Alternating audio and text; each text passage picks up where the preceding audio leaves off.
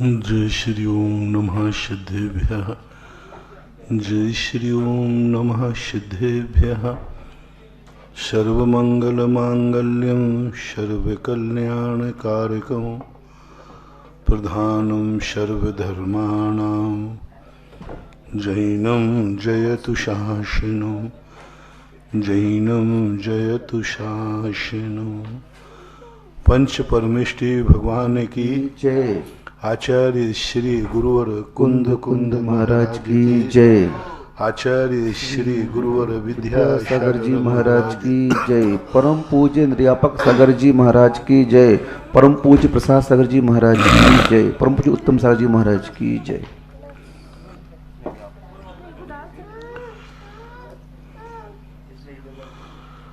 उस प्रसंग को अपन समझने का प्रयास कर रहे हैं जो अपन ने आज तक किया है लेकिन समझा नहीं है।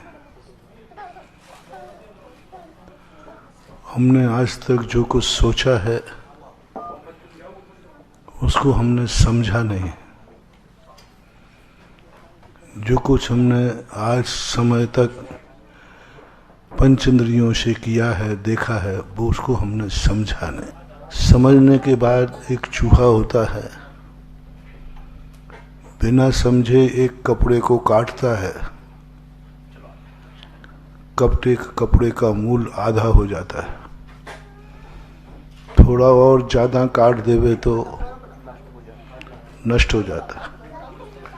और उसी कपड़े को टेलर काटता है तो कटाई के पैसे अलग लेता है। काटना तो दोनों को है, एक कटाई के पैसा लेता है और एक के काटने के बाद वस्तु निर्मूल हो जाती है, और एक के काटने के बाद वस्तु अनमोल हो जाती है। चूहा बिना समझे काट रहा है और टेलर समझ के काट रहा है। चूहा छोटा भी काटे तो बेकार है, और टेलर पूरे कपड़े के टुकड़े टुकड़े कर देवे तो भी ठीक है, क्योंकि वो समझदार है। जैन दर्शन ने सबसे पहले अपने व्यक्तियों को समझदार बनाया। सभी लोग, दुनिया के लोग मानते हैं जैनी बुद्धिमान होते हैं। ये मात्र बाहर की या धन दौलत की ही पहचान नहीं है। मोक्ष मार्ग में भी सबसे पहले जैन धर्म ने उसको समझदार बनाया। तुम ज्ञानी बनो, तुम ज्ञान करो, तुम हर चीज को समझो, डरो मत, भागो मत। तुम मात्र मेरे से कुछ भी प्राप्त मत करो, लेकिन समझ लो तुम क्या कर रहे हो। कल मैं पाठशाला का उदाहरण दिया था, कुछ नहीं कराया उससे। उसको यही कहा कि तुम समझ लो तुम्हारी जिंदगी क्या है, तुम समझो तुम्हारा संसार कैसा है। संसार की जो स्थितियां हैं, पूरी 12 भावना के अंदर एक दो स्थानों को छोड़कर बाकी सब संसार की बातें हैं। अनित्य भावना में मोक्ष की चर्चा नहीं है, संसार की चर्चा है। अशुचि भावना में आत्मा की चर्चा नहीं है, शरीर की चर्चा है। शरीर को हम छोड़ने को तैयार है, लेकिन शरीर के संबंध में समझो तो सही। अशुचि भावना में पूरा शरीर का वर्णन है। असण भावना में पूरे संसार के पापों का, कुगुरु कुदेव कुशास्त्रों का वर्णन है, असण भावना में। अनित्य भावना तो आपको बताई दी। अन्यत्व भावना में पर का वर्णन है। थोड़ा बहुत एकत्व भावना में अपनी चर्चा आती है। बाकी पूरी 12 भावनाएं पर प्रत्यय रूप लिए हुए हैं, पर प्रत्यय रूप लिए हुए हैं। और पर प्रत्ययों को समझने की बात कही, कल भी मैंने कहा था, स्वयं को जानने के पहले पर को जानो। आत्मा को जानने वाला व्यक्ति पर को न जानने से बहुत परेशानी में पड़ जाता है। दूसरे की सत्ता हमें मालूम है कि ये, हमने कहा था ना कि एक व्यक्ति वो है जो हवेली के सामने बैठकर भीख मांग रहा है, उसे खबर ही नहीं है कि ये हवेली मेरी है। वे मिथ्या दृष्टि है,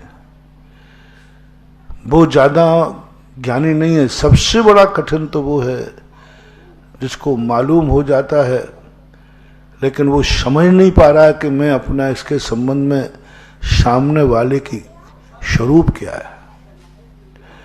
जो व्यक्ति अपनी शक्तियों के संबंध में जानते हैं, दुश्मन को नहीं जानते, वे कितने भी वीर योद्धा क्यों ना हो, पराजित होंगे। महाराणा प्रताप बहुत बड़े वीर योद्धा थे, लेकिन उनकी सबसे बड़ी कमी थी कि वो अपने संबंध में बहुत स्ट्रांग थे, बहुत पावरफुल थे। कौन है ऐसा दुनिया में योद्धा जो 40 किलो की तलवार उठा सकेगा? किसके पास है दुधारू तलवार चलाने की कला? कौन टिकेगा मेरे सामने? और इसी अहंकार के कारण से राणा प्रताप ने कभी अपने राज्य में गुप्तचर नहीं रखे। उनके राज्य में गुप्तचर नहीं होते, वो कहते मैं ही गुप्तचर हूं। बोले क्या करेगा, आने दो सामने। परिणाम यह हुआ कि दुश्मन की शक्ति का ज्ञान न करके सेना चारों तरफ से घिर चुकी है। राणा प्रताप चित्तौड़ में मस्ती से बैठे, बोले चिंता मत करो, हम सबको निपटा देंगे। दुश्मन की शक्ति का ज्ञान नहीं था। परिणाम यह हुआ कि राणा प्रताप बाहर आए लेकिन वो कुछ नहीं कर पाए, क्योंकि इनके पास तलवार थी, उसके पास बारूद थी, गोलियां थी।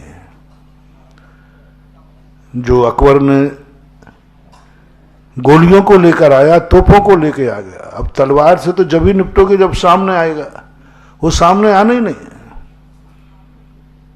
राणा प्रताप चूक गए, भागना पड़ा। ऐसा ही मोक्ष मार्ग में होता है, ऐसा ही मोक्ष मार्ग में होता है कि व्यक्ति अपने दुश्मन शत्रु को नहीं समझ पाता। अहंकार में रहता है कि मैं तो मुनि हूं, मेरे लिए क्या बिगड़ेगा, कौन क्या बिगाड़ेगा, मैं तो सम्यक दृष्टि हूं, मैं तो ज्ञानी हूं, मैं तो सब जानता हूं, तुम्हें क्या करना है ये तो तुम जानते हो, दुश्मन क्या कर रहा है ये तुम नहीं जानते। सच्चा कुशल राजनीतिक दुश्मन की शक्तियों को पूरा ज्ञान करता है। अपनी शक्ति के ज्ञान में हम चूक जाएं तो ज्यादा खतरा नहीं है, दुश्मन की शक्ति नहीं चूकना चाहिए। दुश्मन की हर शक्ति का हमें पड़ा, वीक पॉइंट नहीं, अच्छे पॉइंट। दूसरी हमारे अंदर एक दुर्गुण होता है, हम दुश्मन की कमजोरियां देखते हैं। ये एक ऐसा खतरनाक व्यक्ति है कि जो बहुत दुख पाएगा। दुश्मन की कमजोरियां देखता है। बहुत सारे लोग रहते हैं अपने आप को, वो सोचते हैं हमें दुश्मन की कमजोरियां प्राप्त पता चल जाए। दुश्मन कमजोर कहां है, ये राजनेता अच्छा नहीं माना जाता। ये राजनीति तुम्हारे बिहार के मुख्यमंत्री जो थे ना, लालू प्रसाद की थी। उसकी नीति थी कि अपने पास अपने दुश्मन की सारी कमजोरियां अपने मुट्ठी पर रखो। दुश्मन कहां कमजोर होता है, कहां गलत है, कहां सही है। महानुभाव, पहली बात तो आप अपनी जिंदगी में कुछ जीना चाहते हैं धर्म की तरफ, धर्म में हो या चाहे संसार में हो, दुश्मन पर सदा निगरानी रखो। दुश्मन को कभी छोटा मत मानना। दुश्मन कभी समर्पित होवे तो जल्दी समर्पण स्वीकार नहीं करना। दुश्मन यदि कल बहुत उग्र हो रहा था, आज बड़ी मीठी बातें करने लग जाए, समझ लेना अब खतरा है। सांप जब तक फन फैलाए है तब तक खतरा नहीं है, सांप ने फल जैसे नीचे रख दिया, समझ लेना उसने दाव लगा दिया है। जब तक फन फैलाया है सांप से तो कभी नहीं डरना, हो कुछ नहीं कर रहा, वो खुद घबराया हुआ। जैसे उसने अपना फन संकोच के नीचे रखा, समझ लेना उसने रास्ता खोज लिया है।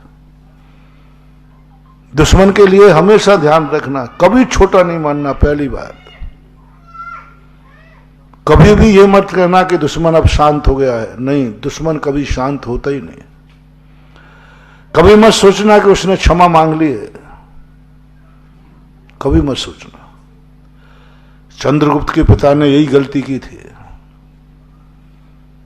कि जो धनानंद था उसने क्षमा मांग ली और राज दरबार में क्षमा मांगने के लिए प्रवेश कर गया। उसी समय चंद्रगुप्त के पिता को धनानंद ने मार दिया, मैत्री करके मारा।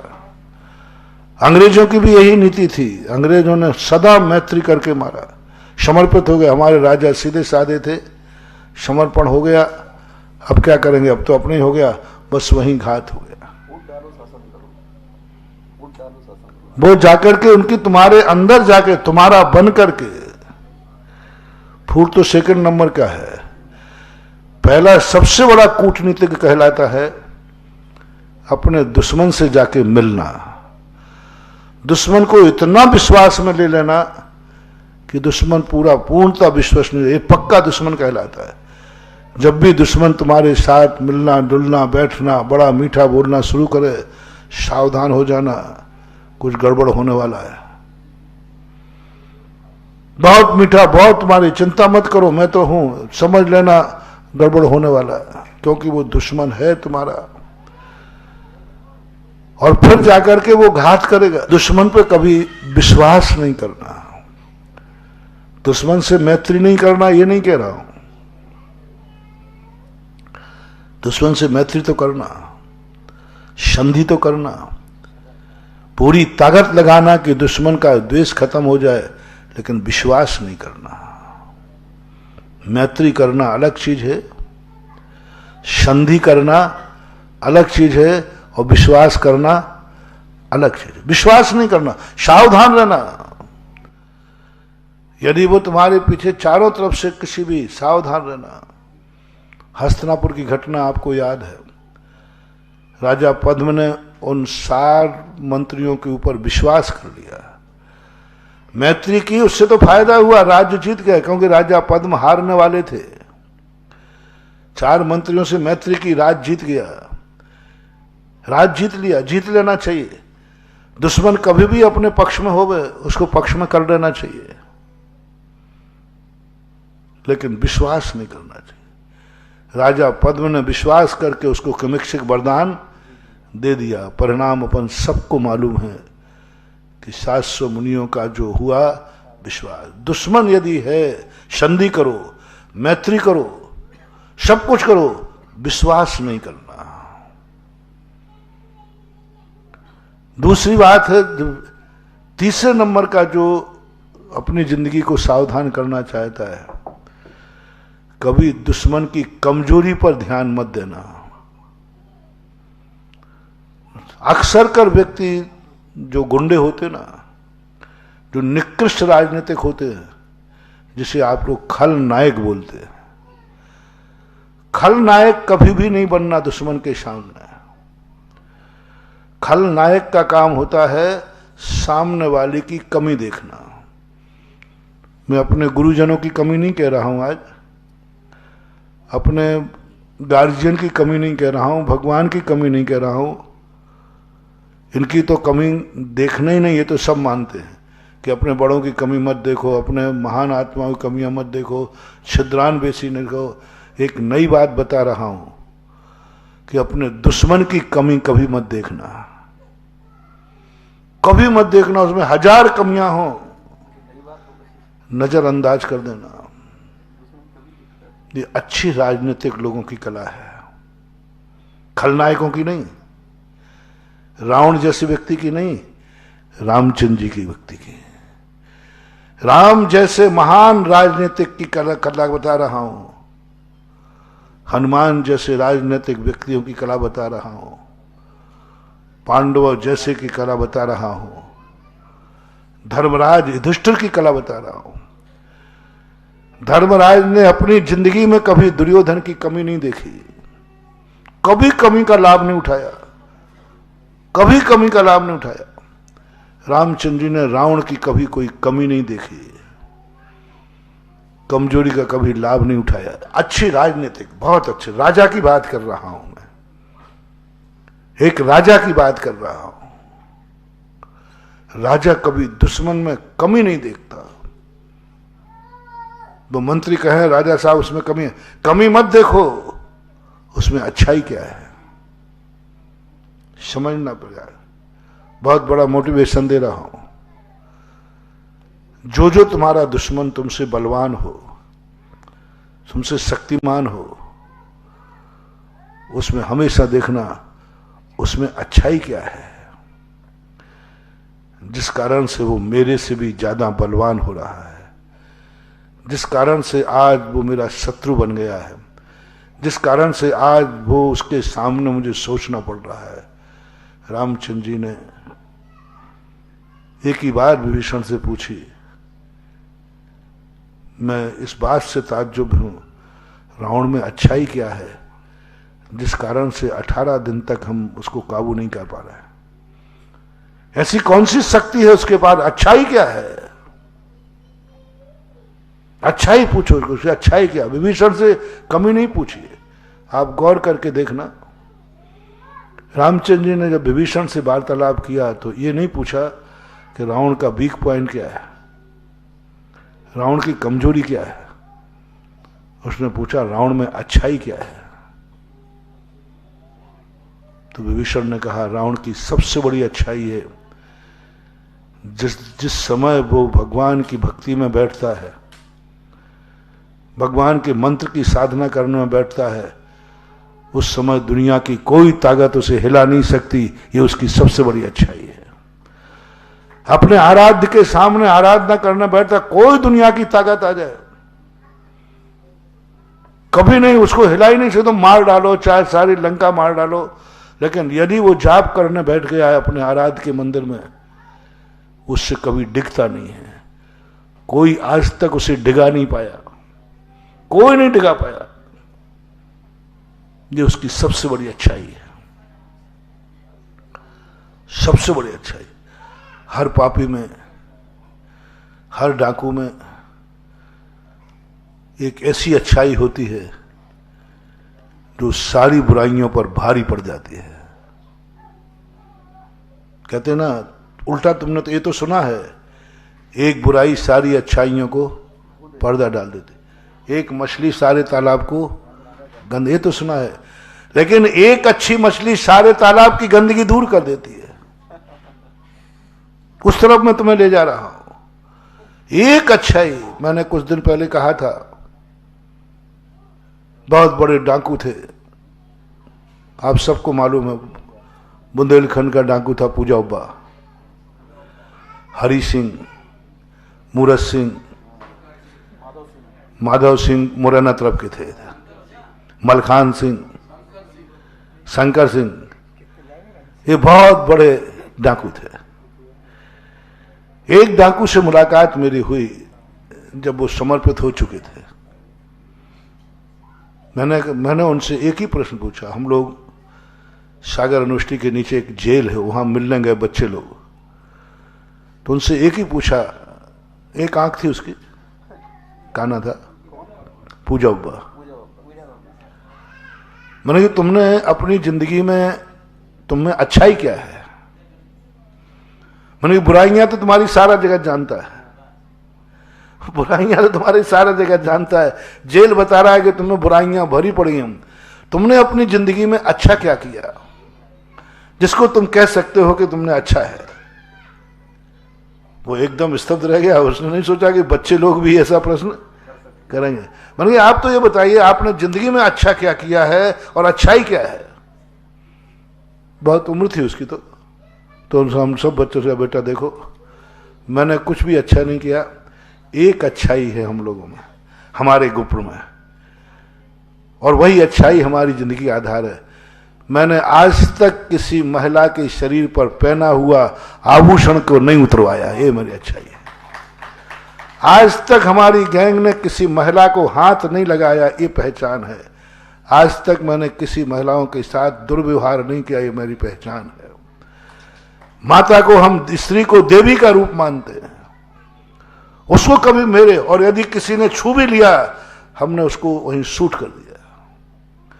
हमारी गैंग का एक ही नियम था, बस नारी जाति को नहीं तुम कुछ करोगे, ना नारी जाति का अपहरण करोगे, ना नारी के साथ बुरी दृष्टि रखोगे, ना नारी जाति का बुरा करोगे, और नारी के शरीर पर जो आभूषण पहने हैं वो चाहे कितना ही महंगा हो वो उतरवा के नहीं लेना। मैं स्तब्ध रह गया, तुम डाकू और ये नियम। सोना चांदी पहने हैं, रखा हुए कि नहीं कह रहा हूं। यदि शरीर पर पहने हैं तो उतरवाएंगे नहीं। उससे कभी कोई, और एक दो बार ऐसी घटना घटी, बोले हम लोग तुरंत वहीं मारते हैं उसको। हमारे यहां अदालत में, डाकुओं की अदालत में बहसबाजी नहीं होती, वकील नहीं होते, वो तुरंत निर्णय होते। वो बात आज मुझे याद आई कि हर बुरे आदमी में कोई ना कोई अच्छाई है, उसी अच्छाई के कारण से वो जीवित है। आपको मालूम होगा अंचल जी, आपके यहाँ एक सिद्धू एसपी थे, वो ललितपुर से ट्रांसफर होकर के बंदा, हमीरगढ़ का ही जिला है, वहां बांदा वहां ट्रांसफर हुआ। उसके बाद वो एक बार मेरे से मिलने आए, तो उन्होंने एक शब्द कहा कि महाराज जी मेरा ट्रांसफर एक डाकू को पकड़ने में के लिए लगाया गया और मेरी ड्यूटी लगाई गई और मेरी जिंदगी की चुनौती है, लेकिन मैं उसको पकड़ नहीं पा रहा हूं। मैंने क्यों? क्योंकि उसमें अच्छाइयां बहुत हैं। क्या शब्द कहा उन्होंने? मैंने क्यों नहीं पकड़ पा रहे? छोड़ो डाकू को, पापियों पकड़ना क्या? बोले नहीं, उसमें अच्छाइयां बहुत हैं। वो कभी शराब नहीं पीता, कभी स्त्री का शौक नहीं, उसे जुआ का शौक नहीं, बुराई नाम की चीज उसमें है ही नहीं। मात्र एक डांका डालता है बस, अपहरण करता है, ले जाता है। बुराई नाम की जितनी बुराइयां हैं उसमें बुराई नाम की कोई चीज नहीं है, कोई व्यसन नहीं है उसके अंदर। बोले यदि शराबी हो, जुआरी हो, कैसा भी हो, स्त्री लोभी हो, तो उसको पकड़ने में हम लोगों को ज्यादा टाइम, पर उसको कहीं पकड़ने का मौका ही नहीं। अच्छे लोग, और उससे अच्छे लोग छुपाते हैं, सबसे बड़ी चीज और है, क्योंकि वो इतना अच्छाइयां करता है। लूटने के बाद वो कभी अपना घर में कभी कंगाल बना रहता है और सारे जंगली गरीबों की खूब सेवा करता है। लूटता है बड़े आदमियों को, लुटाता है गरीबों में, और भी अच्छे लोग ही उसको छुपाते हैं। उनके घर में बैठा रहता है और हम देख के आ जाते हैं, और बाद में चला वो तो वहीं था। ये अच्छाइयां उसको हमें पकड़ने नहीं दे रहे हैं। आज प्रसंग है, इसलिए अपन ये समझना चाहते। एक तो उदाहरण दे रहा हूं, अपनी जिंदगी में भी दुश्मन की अच्छाइयां देखो। वो क्यों तुम पर भारी पड़ रहा है? क्यों तुम्हारे सामने आकर के वो खड़ा हो रहा है? उसमें कोई ना कोई अच्छाई है। अच्छाई देखो, और जब तुम अच्छाई देखोगे, धर्मराज ने एक ही बात अपने भाइयों से कहते थे, दुर्योधन की कोई अच्छाई पकड़ो, जिस कारण से वो आज अन्यायी होकर के भी हर कार्य में सफल हो रहा है। आप लोग भी, जब भी तुम्हारा दुश्मन तुमसे भारी पड़े, जब तुम कुछ भी नहीं कर पा रहे हो तुम्हें, तो आप महानुभाव कमियों देखने में समय बर्बाद मत करना। अपन लोगों की बहुत गंदी आदत है कि अपन दुश्मनों में कमियां देखते रहते हैं। इसमें क्या कमी रहे, इसको रोड पर लाना है। इसमें क्या कमी है, इसकी बेइज्जती करना है। इसकी क्या कमी है, इसकी कुंडली सबके सामने खोलना है। ये खलनायक कहलाते हैं। ये राजा नहीं, ये राजनीति नहीं है। राजा और राजनीति मत समझना, इसे खलनायक गिरी समझना। और खलनायक का विनाश होना निश्चित है ही, अंत विनाश होगा। फार्मूला बनाया, फॉर एग्जाम्पल रिपीट करता हूं, सारे जगत के लिए, किसी भी क्षेत्र के लिए, राजनीति हो, चाहे आपका घर हो, चाहे परिवार हो, चाहे हमारा मोक्ष मार्ग हो, दुश्मन की कभी बुराई मत देखना, दुश्मन की कभी कमी मत देखना, ये परिणाम अभी मत करना मैं इसकी इस बुराई के कारण से इसको पराजित कर दूंगा, मुझे ये कमी इसकी पता चल जाए तो मैं इसको रोड पर लाके नंगा कर दूंगा। ये अहंकार कभी मत करना बंधु, वही बुराई तुम्हारे लिए उल्टी पड़ेगी।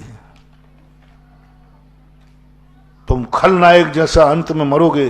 कुछ दिन तक तो करोगे कि हमें उसकी चिंता मत करो, वो मेरा क्या कर लेगा, उसकी सारी कुंडली मुझे, आप लोग बोलते हैं कि नहीं अरे उससे क्या डर लगना, उसकी सारी कुंडली मेरे पास, वो तो मेरे सामने जबान भी नहीं खोल सकता, मैं उसकी सारी पोल पट्टी जानता हूं। बंधुओं बहुत गलती कर रहे हो तुम।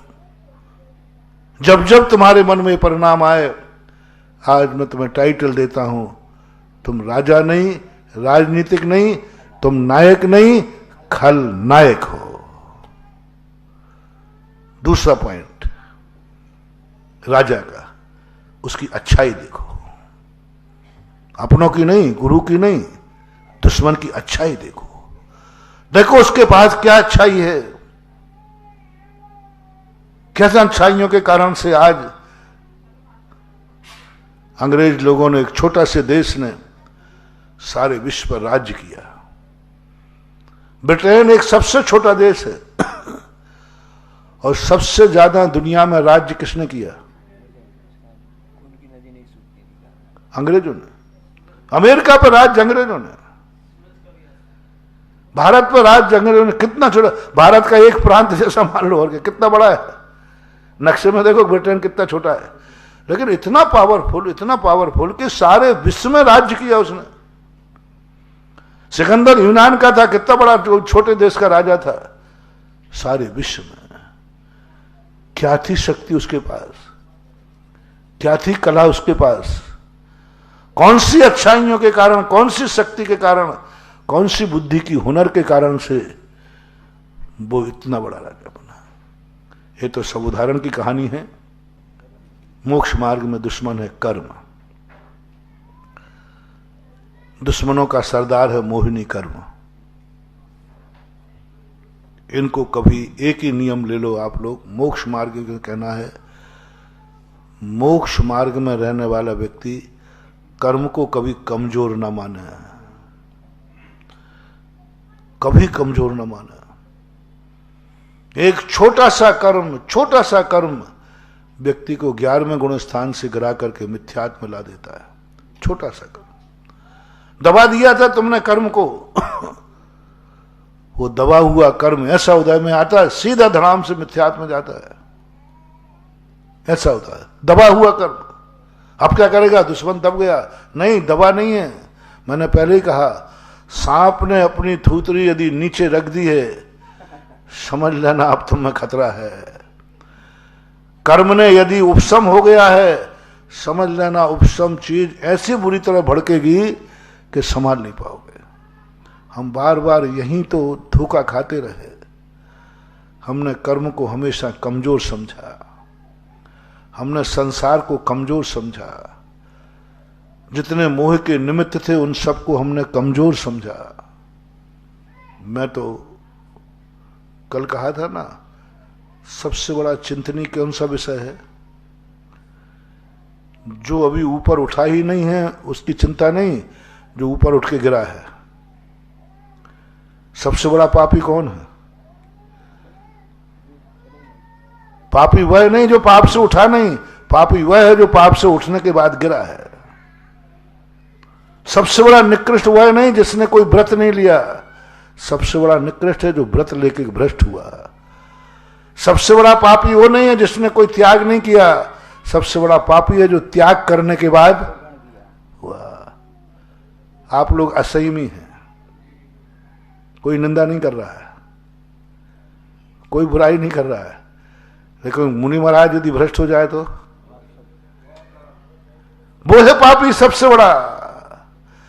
जिसने अभी कोई व्रत नहीं लिए हैं, असहमी है, वो उससे कोई बड़ी बात नहीं है, कोई बड़ी बात नहीं, कभी लिया ही नहीं। लेकिन जो मुनि बनने के बाद भ्रष्ट होता है, वो है सबसे बड़ा पापी, निकृष्ट कहलाता है। क्योंकि ऊपर उठ करके गरीब गरीब रहा। मैंने कल गरीबी की बात कही थी, गरीब तो सदा से रहे लोग, निगोद में गरीब थे, लेकिन विचारणी वह है जो अमीर से गरीब बना है, गुणवान से गुणहीन बना है, ज्ञानी से अज्ञानी बना है, जीत करके हार गया है। आप लोग सब अपन इसी कोटि के लोग हैं। जैनी वह नहीं है जो जन्मजात पापी है, जो कुल परंपरा से पापी है, शराबी है, जुआड़ी है, वो नहीं है पापी। जिसके कुल में कुल परंपरा से मांस खाया जाता है, शराब पी जाती है, बाप दादे सब शराब पीते हैं खुल्लम खुल्ला,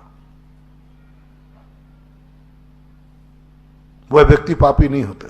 पापी है लेकिन कोई बड़ा पापी नहीं है। क्योंकि बाप पी रहा है तो बेटे ने पी ली, उसका क्या विचार है, दोष क्या है?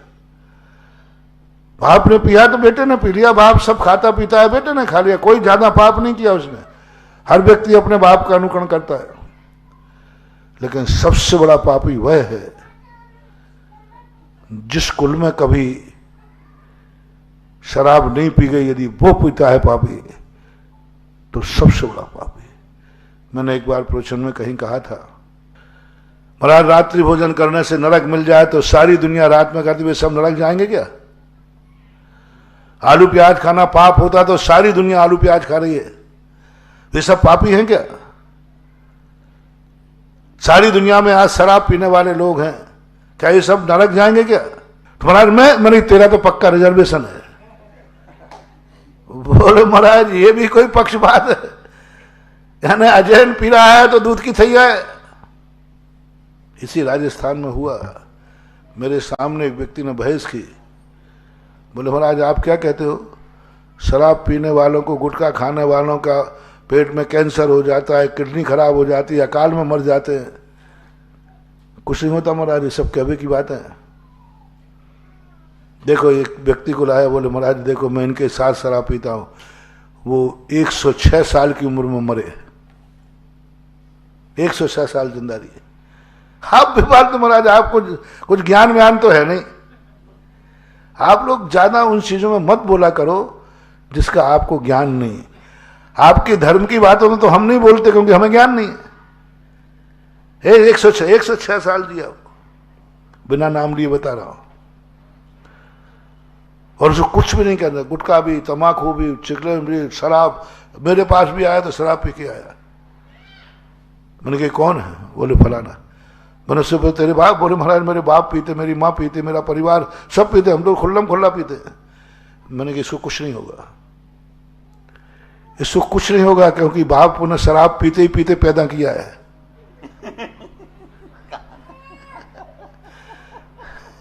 इसको कुछ नहीं होता। मां ने भी शराब पी पी कर पूरा घर पीता है, पूरी जाति पीती है, नाना पीते, नानी पीते। मैंने इसके माँ का जींस भी शराब का, बाप का जींस भी शराब का, मामा, नाना, नानी, जीजा सब पूरा ग्रुप, पूरी जाति शराब। मैंने इसको कुछ नहीं होने वाला, क्योंकि उसका जींस ही वैसा है। मैंने कहा बेटा तू नहीं बचेगा। बोले महाराज का शराब ये जानती है कि हमारा बाप पीता है? मैंने कहा तेरा बाप ने कभी रात में पानी नहीं पिया, उनके पिताजी छना पानी पीते थे, रात में पानी नहीं पीते थे, कभी आलू प्याज नहीं खाया। मैंने कहा तू छने पानी में पैदा हुआ है,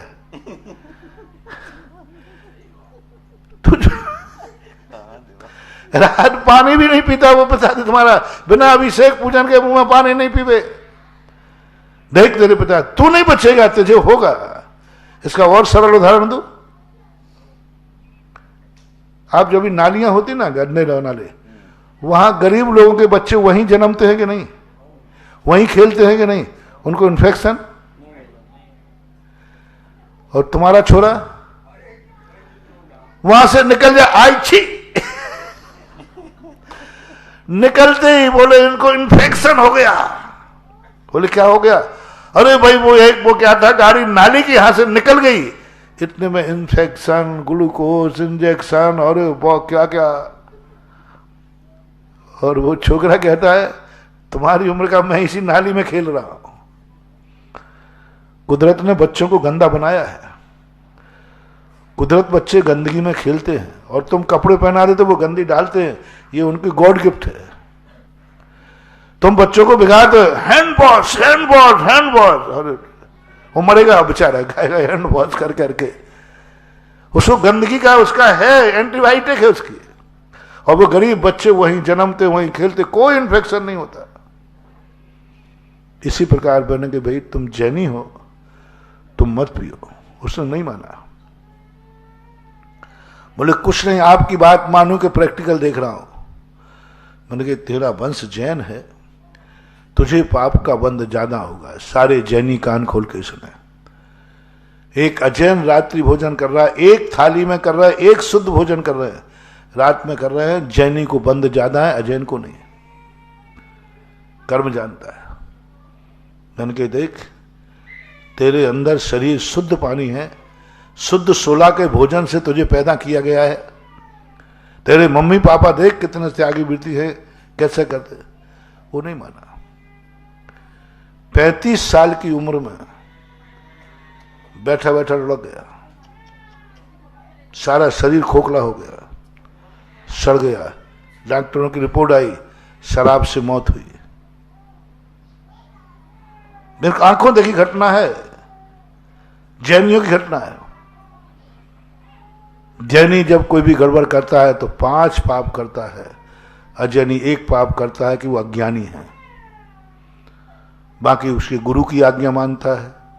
उसके गुरु रात में खाते हैं, उसके माँ बाप रात में खाते हैं, उनकी पूरी जाति रात में खाती है। उनको कभी रात्रि भोजन का उपदेश दिया ही नहीं गया त्याग का। बेटा क्या, एक अज्ञानी है, बस 1 पाप 10% पाप लगता है उनको। शेर जब किसी को मार के खाता है तो 10% पाप है, क्योंकि वो किसी को मारता नहीं है, वो तो भोजन करता है। आहार करने का दोष है उसे, अज्ञानी है पक्का है, लेकिन वो हत्यारा नहीं है, क्योंकि उसके बाद उसको कुछ भी मतलब नहीं है। उसको तो भोजन चाहिए, और पेट भरा हुआ हो तो उसको कोई देश भाव थोड़ी है, कसाय भाव नहीं है, देश भाव नहीं है, बैर भाव नहीं है, अज्ञान भाव है। इससे त्रियंशों को कम बंद होता है। और इसी प्रकार तुम्हारे लिए जो करते हो, उसके बाद तुम्हारा तो अब उसको एक ज्ञान रात्रि में किया, अज्ञानता थी ज्यादा 10%। अब जैनी ने 5 पाप किए। 5 पाप के पहला पाप किया उसने कि जैन जाति में रात्रि भोजन नहीं था, जाति कलंकित की।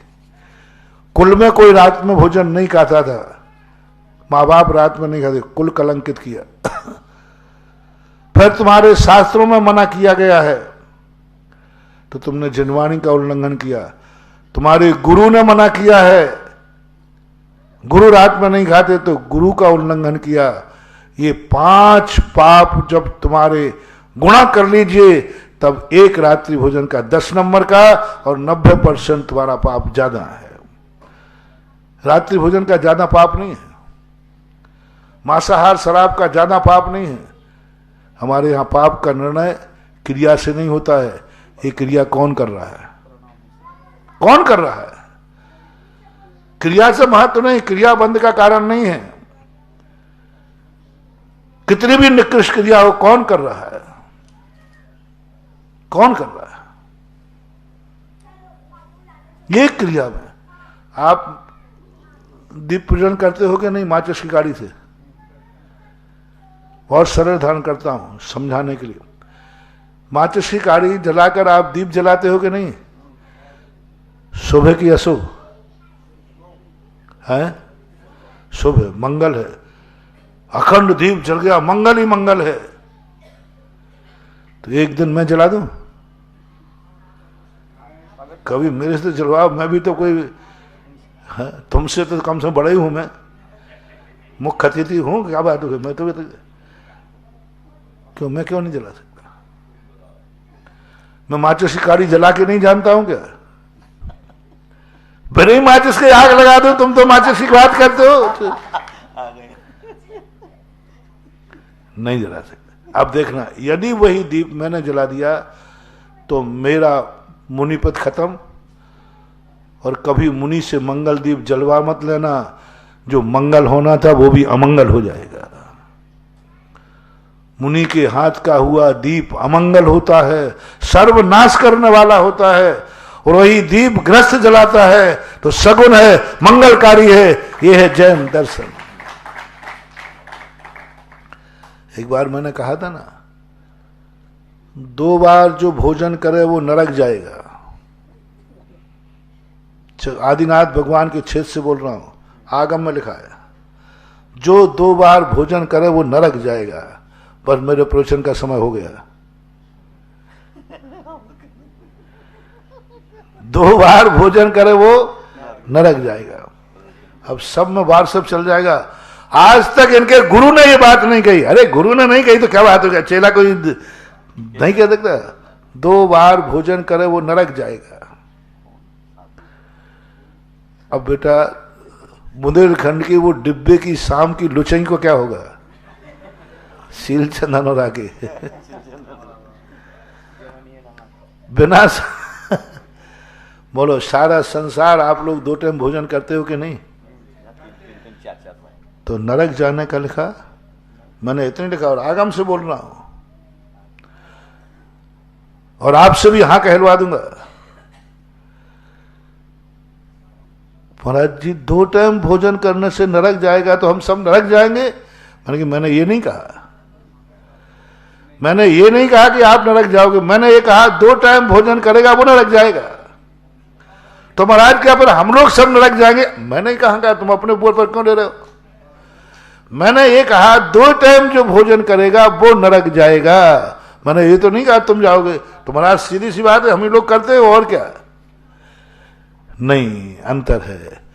मुनि महाराज, आपकी क्या सहमति है? मुनि महाराज 2 टाइम भोजन करे तो कहां जाएगा? जोर से बोलो थोड़ा। बड़ी बदमाश लोग हो तुम। हमारी बारी आई तो तुम्हें ऐसे बैठे ही हो दुश्मनी करके, और तुम लोग 2 बार खा लो तो, अरे महाराज 3 बार भी चलेगा, कुछ फर्क नहीं पड़ता। अब बोलो, भोजन वही है ना? कौन बदल गया? पात्र बदल गया। ग्रस्त 2 बार का 3 बार भी खा लेता है तो शास्त्र में उसकी दुर्गति नहीं लिखी। और मुनिराज खाना तो छोड़ो, भाव भी कर ले तो महत्व किसका है? भोजन का कि कौन है ये? जैसे मैंने अपनों को ऊपर घटाकर तुम्हें समझाया, ऐसा ही मेरे स्थान पर तुम आ जाओ और तुम्हारे स्थान पर अजैन आ जाए, तुम्हारी भी वही दशा होगी जो हमारी दशा होगी। अजैन आ जाए हमारे स्थान, जैन आ जाओ, तुम जैन हो। तुमने रात में खाया, मुनिराज ने 2 बार खाया तो दुर्गति, जैनी ने रात में खाया तो दुर्गति। अजैन 3 बार रात में खा ले तो नहीं कहूंगा कि उसकी दुर्गति होगी, जैनी की पक्की होगी। जैनी को कैंसर जरूर होगा। सबसे ज्यादा गुटखा खाने वालों में परसेंटेज में जैनियों को कैंसर सबसे ज्यादा होते हैं। मैंने को हिसाब लगवा लिया, परसेंटेज कह रहा हूं। गुटखा 100 लोगों का आप अपना लेना, 100 लोगों को, 100 अजैन और 100 जैन, सबसे ज्यादा जैनियों को गुटखा खाने वालों को होगा।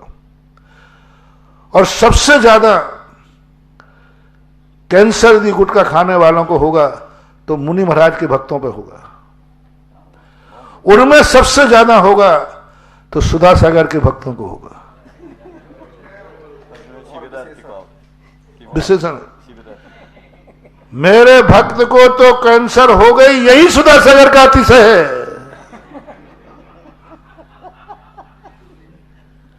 और भगवान ने भी पूछा तो मैं कहूंगा पहले मेरे भक्त को निपटाना। क्यों? सवाल गुटखा का नहीं है, सवाल गुरु की आज्ञा के उल्लंघन का है। जो गुरु तुम्हें समझा रहा है, बता रहा है, गुण दोष, फिर तुम करोगे तो गलत हो जाएगा, समझा रहा है। तो ये मत समझना कोई कहता महाराज जी वो आपके भक्त कैसे बने कि वो तो मेरा आतिश है। इसलिए जिन जिन लोगों को मेरे गुरु मुझे भक्त बनना है, पहले कान खोल के सुनो, गुटखा नहीं छोड़ा तो मुझे गुरु मत बनाना, नहीं तो बहुत जल्दी जसलोक पहुंचोगे, बॉम्बे पहुंचोगे, और गुरु बनाने के पहले गुटखा छोड़ के आना, तो फिर तुम बचे रहोगे, पक्का है, गारंटी है। सबसे ज्यादा शराब पियोगे और महाराज के भक्त रहोगे, ये नहीं बचेगा, ये नहीं बचेगा। क्योंकि ये किनका भक्त होके कर रहा है? अभिषेक करने वाला, पूजा करने वाला यदि करेगा तो उसको सबसे पहले होगा। कौन कर रहा है? अभिषेक करने वाला। सुबह अभिषेक का लोटा उठा रहा है और दोपहर में शराब की बोतल खोल रहा है, उसको बताओ भैया, आप सबसे शेयर करता हूं, एक अभिषेक करता है और शराब पीता है, बोलो इसकी दुर्गति होना चाहिए या नहीं? क्योंकि कितना पवित्र कार्य करे, कितना नीच कार्य कर रहा है, उनकी दुर्गति निश्चित है। इसलिए अभिषेक करने वालों से मेरा कहना है, इसलिए मैं जब भी किसी पाप का उपदेश देता हूं, सबसे पहले अपने भक्तों को, अपने जैनियों को, इनको बचाता हूं, क्योंकि इन पर सर्टिलाइज लगा रहता है। अजैन लोग कैमरे की नजर में नहीं है। रात्रि में जो कैमरा लगता है कर्मों का, वो जैन के घर में लगता है, अजैन के घर में नहीं लगता। कैमरे साहूकार के घर में लगते हैं या कि डाकू के घर में?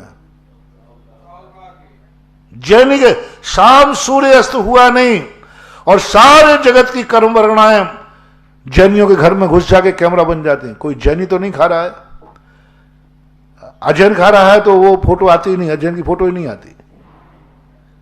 जैनी खा रहा है तो कैमरा लगा है। तुम जैनी हो, जैनी बन के गुटखा खाओगे तो कैमरा लगा है, जैनी बन के शराब पियोगे तो कैमरा लगा है। तुम नजर में आओगे और तुम्हारी बर्बादी होना निश्चित है। कुगुरु कुदेव कुशास्त्र को सारी दुनिया पूज रही है, सारी दुनिया पूज रही है। कुगुरु कुदेव कुशास्त्र को पूजने वाले भी जैनागम में स्वर्ग गए हैं, 12वें स्वर्ग तक जाते हैं। कुगुरु कुदेव कुशास्त्र को मानने वाले स्वर्ग जा सकते हैं। जाएंगे नहीं, हम नहीं कहेंगे, जा सकते हैं, क्योंकि उनका बाप कुगुरु को मानता है, उनका कुल परंपरा मानते हैं, उनकी जाति मानती है, वंशानुगत मानते हैं। उन बेटे का क्या गलती है?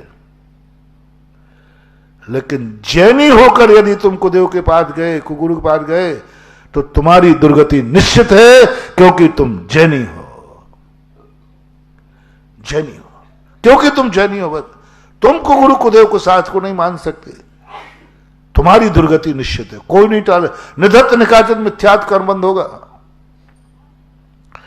क्योंकि ना तो तुम्हारा कुल, न तुम्हारी जाति, न तुम्हारा गुरु, न तुम्हारा साथ, सब तरफ से तुम्हारा सच्चे देव साध गुरु को मानने वाले हैं।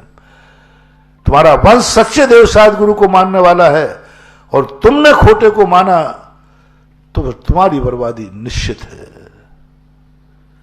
इसलिए महानुभाव, ये मत देखो कि बराबरी दुनिया क्या कर रही है, ये देखो तुम कौन हो, तुम कौन हो, जो तुम हो वहां की परंपरा क्या है। यदि आपको रात्रि में खाना ही है तो जैन बन के मत खाना, अजैन बन के खाओ। पर जैन लिखना बंद कर देना, जैन लिखना बंद कर देना। मैं जैन हुई नहीं,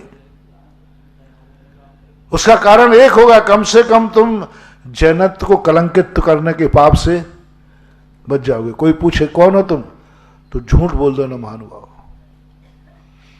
यदि तुम रात में खा रहे हो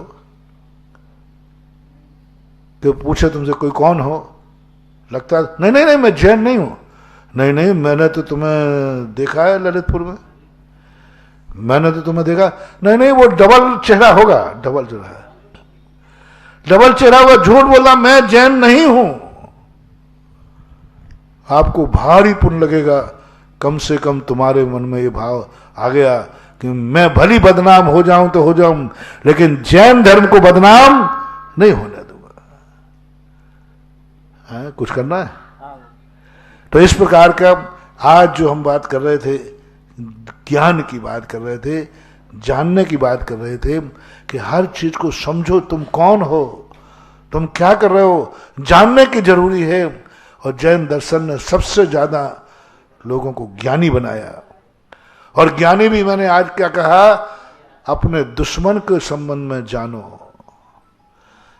मोक्ष जाना है तो संसार के संबंध में जानो, पुण्य करना है तो पाप के संबंध में जानो, राजनीति करना है तो दुश्मन के जानो, और बुराई मत जानो। क्या जानो? दुश्मन की अच्छाई जानो। फिर ध्यान में आएगा तो बताऊंगा। अभी इतने कह के विराम करता हूं। महावीर भगवान की जय।